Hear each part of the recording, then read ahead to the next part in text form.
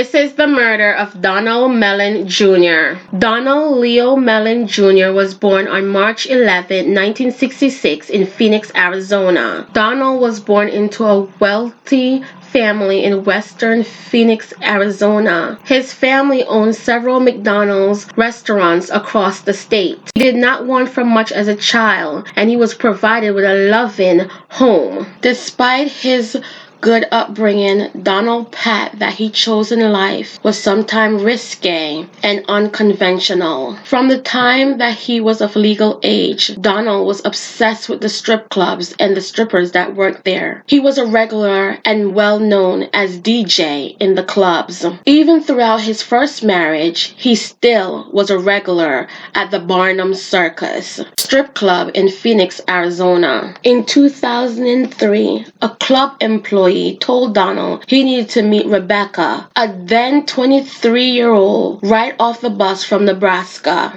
This introduction would take Donald and Rebekah on a roller coaster ride that would eventually end his life.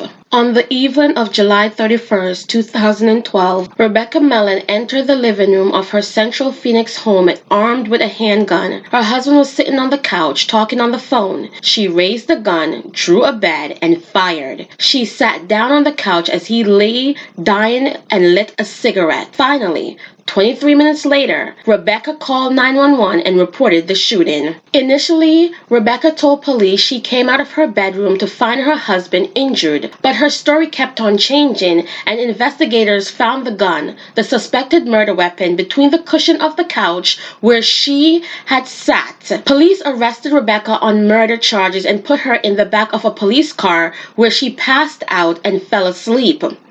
Investigators searched the scene and discovered that the home was wired with surveillance cameras and that the shooting and Rebekah's post-murder cigarette was captured on video. Rebekah was charged with first-degree murder and held on a $1 million bond. Police and investigators did not have to work hard to find out who killed Donald Mellon. They were more concerned as to the reason why Rebekah Mellon killed her husband. Rebekah came from a troubled childhood, in and out of foster care. So when she met Donald Mellon, 15 years older than her, that could provide her with the financial stability that she always desired, it seemed like a dream come true. After all, Rebekah had moved to Phoenix to continue her work as a stripper to support her and her young son. Rebekah Shiver was born in Newport Beach, California, but spent most of her childhood in Omaha, Nebraska. She described her mother as hyper-religious, a woman who controlled everything that she and her three sisters watch, do, and say.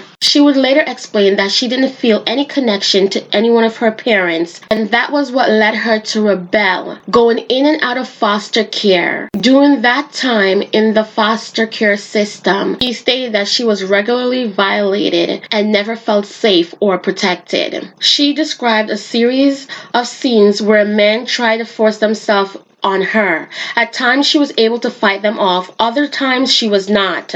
At 18, Rebekah graduated out of the state custody. She moved into the Omaha basement of her boyfriend's mother, starting a series of intimate relationships that she said often left her bruised and afraid for her life. After escaping that relationship, she would later meet her son's father, who she would marry. The relationship would also turn abusive, and she would have to escape, which led her to Phoenix, Arizona. When Donald and Rebekah first met and they got to know each other, he let her know right away that he did not want her to be a stripper in the club, but instead to be his girlfriend. Donald at the time, however, was still going through a divorce from his first wife, and Rebekah would not be allowed to meet his children or his family at that point. However, 6 months into their relationship and after moving in with Donald, Rebekah stated that Donald started to get jealous and wanted to control everything that she did. She stated that he would show up at her jobs where she worked in the mall or at a restaurant and create a scene and started yelling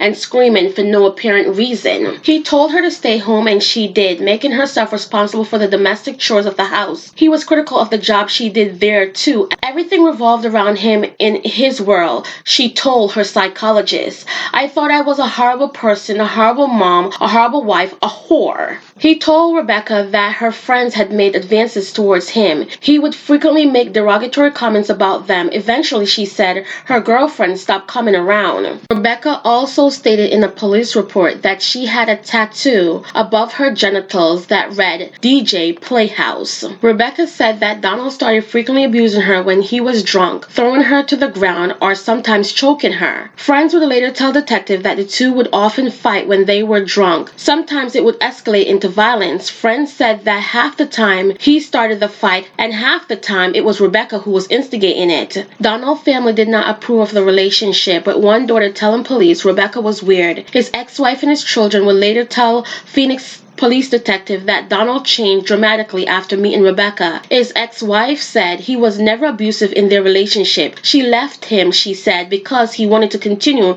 his partying ways. In 2006, in downtown district of Tempe, Arizona, both Donald and his wife Rebekah were drunk, according to police report. The two were arguing and pushing each other. One man told the police he saw Donald kick Rebekah a few times. An off-duty police officer with the Maricopa County Sheriff Office happened to witness the scene. He decided to follow the two and call Tempe police. The deputy told officers that he saw Rebekah walk backwards quickly away from Donald. Then the deputy said, "Get within a foot of Rebekah and headbutt her." She fell to the ground, according to police reports.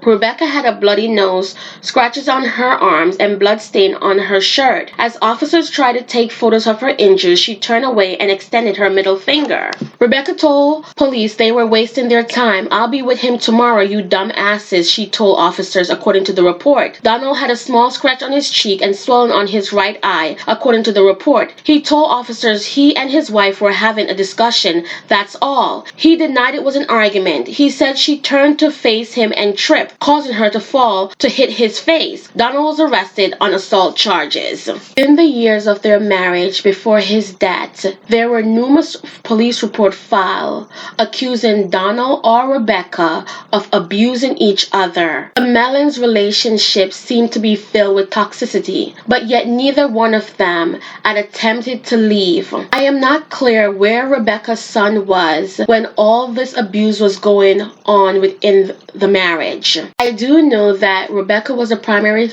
caretaker for her son, so he must have experienced some level of abuse that was going on within the household, which is very damaging for a young boy. Donald's three daughters from his previous marriage has also experienced a lot of the toxicity that the couple had in their relationship. The situation was just bad all around for the couple and their children. Yet no one was mature enough to say that it's best that we part ways before we damage more lives. After that particular incident in Tempe, there was over a dozen more incidents just like that, where Donald or Rebekah was arrested. Rebekah was once arrested for obstruction of justice as well, as she refused to go within the police car. During the interrogation process at the police station, Rebekah changed her story about a dozen times as to how Donald was killed, but there was so many overwhelming amount of evidence and proof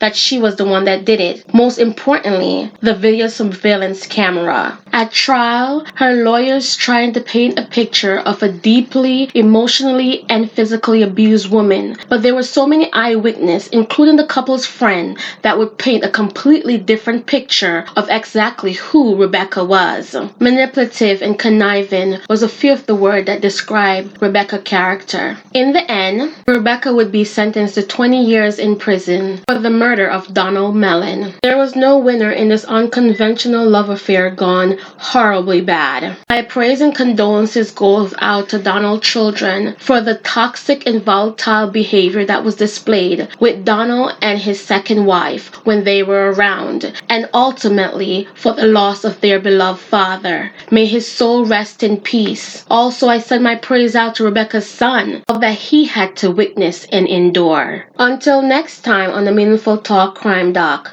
don't forget to like, share, and subscribe, and I'll catch up with you guys later in the comment section.